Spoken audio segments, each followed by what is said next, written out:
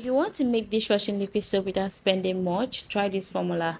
This is an economical way of making dishwashing liquid soap with just few ingredients. You don't have to spend too much. It's very affordable and a very simple formula. It's super easy. So you can use this method to make your dishwashing liquid soap without spending too much. Now, if you're interested, just watch this video to the end. Now, let's get down to business.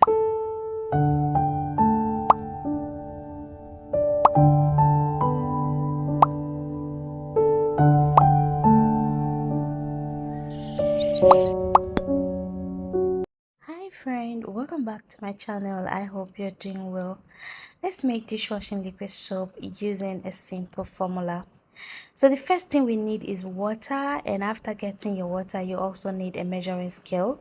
If you don't have measuring scale, please, while you're getting the ingredients, tell them to measure it for you. So when you get your measuring scale, if you have one, go on and measure the first ingredient, and the first ingredient you need is SLS. You can either call it SLS or you can call it SLS rice. And the full meaning of SLS is sodium lauryl sulfate. So we'll be using 200 grams of sodium lauryl sulfate. Now the next thing you need is water.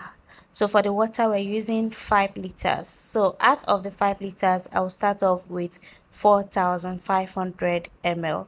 The remaining 500 ml will be using it later. So all you have to do is pour your 4,500 ml of water into a bowl, and after that pour in the SLS rice and stir to dissolve. Now, one thing about dissolving SLS rice is that when you pour it into water, you need to stir it very well for it to easily dissolve. If not, it's going to take a longer time to dissolve. So please make sure to stir until everything is well dissolved. Then you can move on to the next step. Now, for the next step, you'll be needing another bowl. And the next ingredient you need is sulfonic acid. So we'll be using 200 grams of sulfonic acid. So get your sulfonic acid, pour it into the bowl, and after that, you'll be moving on to the next step. Now, making this soap, we're using just few ingredients. So these two ingredients I have here, which is the sodium lauryl sulfate and sulfonic acid, those are the foaming agents. So, we're making soap, so we need foaming agents. So we'll be using just these two foaming agents. So pour the sulfonic acid into the bowl, and after that you start adding the SLS water bit by bit. So you're going to add it into the sulfonic acid gradually, just as I've seen it in the video. So as you're adding, make sure to stir. So all we're doing here is to dissolve the sulfonic acid, which is combining the SLS water with the sulfonic acid. And you need to make sure that you do this gradually, just as I've seen it, so as to properly mix this well, and also so as to dissolve the sulfonic acid. So doing this, you can either use a wooden spatula or you can use a silicone spatula or a whisk. I recommend you doing this with whisk. It's actually very easier. So go on and mix just as I've seen it. Pour the SLS water bit by bit, and after combining these two solution or ingredients together, we can then move on to the next step. Now let me walk you back through the process just in case you're missing out. We are making 5 liters of liquid soap. So I started off by getting my 5,000 ml, and 5,000 ml is 5 liters of water. And out of the 5 liters of water, I started off with 4.5 liters, which is 4,500 ml. Then after that, I measured 200 grams of SLS, pour it into the 4,500 ml of water, and then I stirred properly to dissolve. And after that, the next step, I got a separate bowl, then measured 200 grams of sulfonic acid, pour it into the separate bowl. Then I started to mix by adding the SLS water gradually, bit by bit, just as you're seeing it in the video. So that's it. So if you're still missing something, you can rewatch the video to follow up. So you're going to add the water bit by bit until you add all the SLS water, and we can just call it SLS solution. So pour the SLS water bit by bit until you pour all the SLS solution. And after that, you're going to mix well. Make sure to mix well. And when you're done with that, you can move on to the next process. So for the next process, we need this third ingredient, and for the third ingredient, you need sodium sulfate. You can either use sodium sulfate or you can use sodium chloride.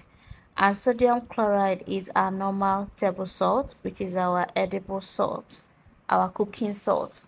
So you're going to get either sodium chloride or sodium sulfate, pour it into a bowl, and after that repeat the same process just as we did with sulfonic acid. So we're going to add the solution bit by bit until we add all the solution. It's very important that you do this gradually. Do not pour the solution at once. Now this is to make sure that you crush all the sodium sulfate or sodium chloride, especially if there's any lumps. Just as I see in it, there's some small lumps, so making sure to dissolve it before adding all the solution is important. So make sure that everything is well dissolved, and after that you can move on to the next process. Now we're making this soap without thickener, so we don't expect it to come out very thick. But if you really want it to come out thick, that is to say that you'll be needing nitrosol or HPMC. So now, just in case you want to add HPMC or nitrosol into this is how to include it. So remember, earlier on we started off with 4,500 ml of water. All you have to do is divide the water into two.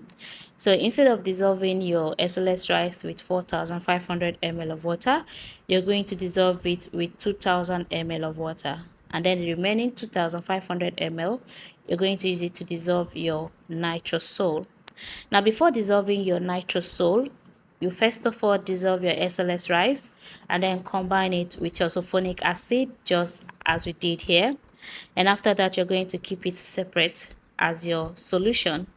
Then after that, you use the remaining 2,500 ml of water to dissolve your nitrosol. Then you gently pour the sulfonic acid and your SLS rice solution into the dissolved nitrosol or HPMC, and then you mix well before moving on to the next. So that's how to add your thickener and how to make it thick. So it's normally how you use thickener when making liquid soap, but for this process I'm not using any thickener, so I'll be making do with just this. But anyways, this is the consistency. It's actually thick, but not as thick as when you add thickener. So that's it. And another way to also make it thick, you can use maybe cocoa betaine. You can add cocoa betaine into this. Please do not add much. You can use like 50 to 100 ml of cocoa betaine. So when you add it, you stir well to mix, and after that you're going to get a thick consistency. So this is the consistency. Is actually not that thick, but the consistency is perfect. So after mixing well, the next thing we need is sodium bicarbonate, which is baking soda. Now we're using this because it's a cleaning agent, and also we need this to balance the pH. Now remember, earlier on we added 200 grams of sulfonic acid, and sulfonic acid is acidic. So if you make your liquid soap with sulfonic acid without using sodium hydroxide or sodium bicarbonate to balance the pH, it's going to come out very harsh for your skin. So to balance the pH, we need sodium bicarbonate, and it's also a cleaning agent.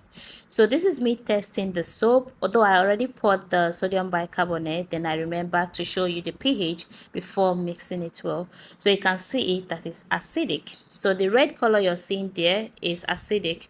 So when you add the sodium bicarbonate, you mix it well, it's going to bring it down to a neutral pH, which I'll still show you. And not just that, it's also going to contribute to the viscosity. It's going to make it a bit thicker. So that's it. It's a cleaning agent, and it will also help the viscosity and also help to balance the pH. Now I made a mistake. My bowl was actually not big enough to contain this. So if you're making this, using sodium bicarbonate can trigger this to start to create excess bubble. So please make sure that your mixing bowl is wide enough or big enough to contain it. As you can see, it started spilling, and you wouldn't want that. So I had to transfer it into another mixing bowl just to make sure that it doesn't spill. So after mixing well, I have to check the pH again just to make sure that it's balanced. So at this point, this is me just checking the pH. So let's check if it's okay. Now, if you're into soap business, especially this liquid soap, you need to make sure that you have a pH paper tester. Is important. It's going to guide you so as to make sure that you're working with the right pH. So as you can see, it has actually brought it down to a neutral pH, which is safe for use.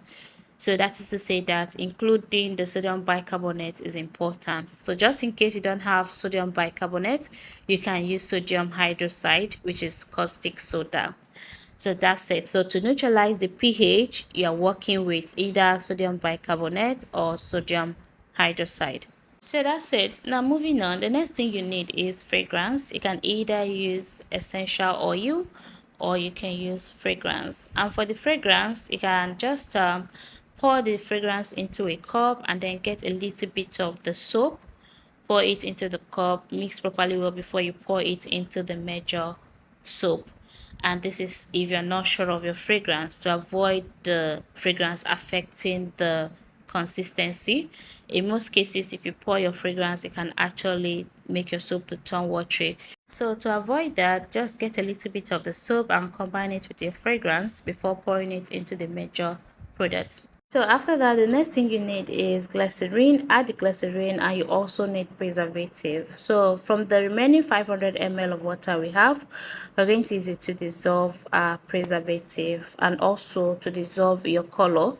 So take some part of the water to dissolve your preservative, and then you can use the remaining one to dissolve your color. Now for the remaining water, I use 200 ml to dissolve the preservative, and I will not be using the remaining 300 ml because I noticed the consistency and I wouldn't want it to be too watery. So if you notice the consistency that is too light, you can actually divide the remaining 500 ml. You can choose not to use it.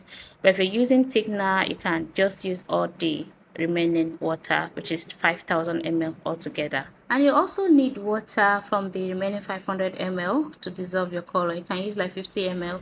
So when you pour the fragrance, your glycerin and your preservative, you mix well, just as you've seen in the video. And after that, the next thing you need is color. Adding color is totally optional. You can actually do without it. So go on and pour the color and stir well, and voila, we're done. So that's it. You can see it's actually very easy. We just use few ingredients here, which is the SLS rice, sodium sulfate, sulfonic acid, and sodium bicarbonate. Adding fragrance is also optional. You can do without it. But what is liquid soap without fragrance?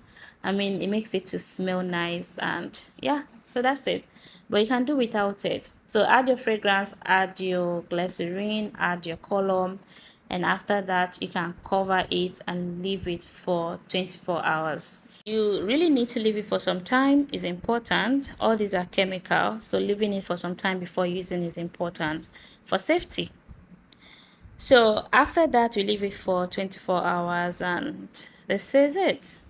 So this is after the soap have settled, and I had to pour it out. So as you can see, the consistency is actually not that thick. If you want it thick, make sure to add nitrosol or HPMC, or you can also add Genocell. So that's it. Now moving on, this is actually dishwashing soap. You can use it to do your dishes. You can also use it to mop your house. You can use it as hand wash in your home. But please do not sell it as hand wash. This is not hand wash. It's for dishes. And you can also sell it, especially if you're into this liquid soap business. Your customer did not pay enough money for you to make soap for them. So you can actually use this method. If you're using this method, it's going to come out like this. Remember to add thickener because they might actually complain that it's not thick enough. So if you're selling it, just do well to add thickener. Now, if you really want to add thickener, please do not add too much thickener. You can use like just 30 grams. If you add too much, it's going to affect the foaming ability. Remember, we used just 2 foaming agents, and we did not even add any foam booster. Unless you want to add foam booster, you can add foam booster. So using just these 2 foaming agents, please do not add too much thickener. You can add just 30 grams so that it won't affect the foaming ability. Is really important. So this is after transferring this into a bottle. You can see it's very beautiful and fine, which means you can actually sell it. So that's it. Now let's check the pH again. After 24 hours, let's check if the pH is still good. And as you can see, it's still at neutral, which means it's safe and perfect to use. So we got it right. The next thing we're going to check is the foaming effect. Let's see if the soap actually foams well, considering the fact that we used just 2 foaming agents. So let's see if the soap foams well. So we're going to use it to wash this plate. Let's see if the soap is foaming well, especially for those of you that would like to try this out. So I'm actually testing it for you to see the foaming ability. Now this doesn't mean that you can't add foam booster if you want to. You can add foam booster if you want to add it, but if you don't want to add it, it's still good. So you can see it forms really well. It's forming very well, but you can't actually compare this to when you add all the ingredients that you need to get a quality soap. So it can never be compared. But honestly, judging from the ingredients we used here, if I'm to rate this, I'll give it a 6. It's a solid 6, and that's to say that it's good. It's perfect. So you can go for it. You can go for it. With just these few ingredients, you can make this soap. So friend, that's the end of this video. I hope you enjoyed it. Thank you so much for watching. And if you're just joining me for the first time, my name is Gifty, and I'm super excited to welcome you to the Giftings family. Please do not forget to subscribe to my channel and also turn on your notification bell so that you'll be the first to watch my next video. And at the end of this video, please do not forget to give this video a thumbs up, leave your comments down below, and also do not forget to share this video to your friends. And now to my beautiful giftings, thank you for being here. God bless you. So guys, I'll see you in my next video, but before then, stay blessed and keep loving one another. Bye.